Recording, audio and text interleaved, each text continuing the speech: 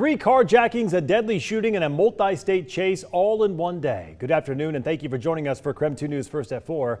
I'm Mark Hanrahan. We have team coverage tonight, including an exclusive interview with a family member of the veteran shot and killed while trying to stop the suspect. We start, though, with KREM 2's Shannon Mowdy with a recap of the wild chase. I'm here at Trent and Pines, where this entire crime spree ended with the suspect dead. But that only came after half an hour of carjackings and chaos that crossed state lines. It all started around 8:30 Sunday morning on East Sprague. This video from Whistle Stop Coffee Shop shows the moment a father and daughter were carjacked by the suspect at gunpoint.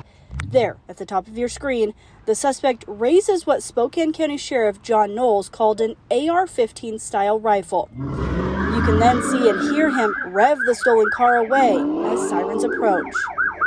He then crossed into Idaho, reaching speeds of 140 miles an hour as deputies pursued. They just couldn't catch it. They couldn't catch it. The vehicle was far faster than what we had, and this suspect was decisive in his decision making to commit crimes. Law enforcement between Kootenai and Spokane counties say he attempted several more carjackings, including here at a Stateline gas station. The Kootenai County Sheriff's Office says the suspect intentionally hit a motorcyclist as he entered the Liberty Stop and Go. He then shot and killed a Good Samaritan. There was 3 attempted carjackings. He went to the aid of one of the carjacking victims, and he was shot and killed. That's when the suspect drove back into Spokane Valley, the sheriff's office says, committing a 3rd car theft. The Spokane County Sheriff says the suspect drove a stolen truck over spike strips on Sullivan Road, but kept driving on a flat tire. Washington State Patrol, working on an unrelated crash on Trent and Pines, were given a heads up to block the road. Struck a civilian car, also struck a state patrol vehicle. It appears that the suspect exited the vehicle and gunfire was reported. The suspect was declared dead on scene. Tonight, we are learning it's still unclear whether law enforcement shot the suspect.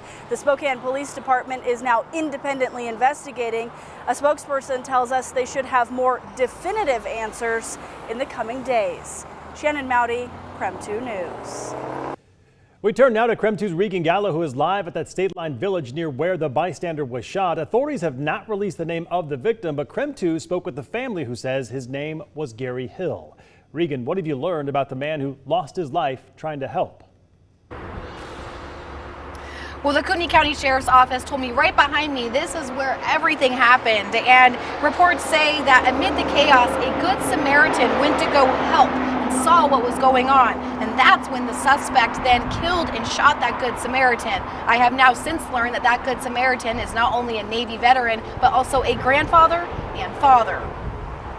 And what was supposed to be another Father's Day turned into a day of grief for the Good Samaritan's family.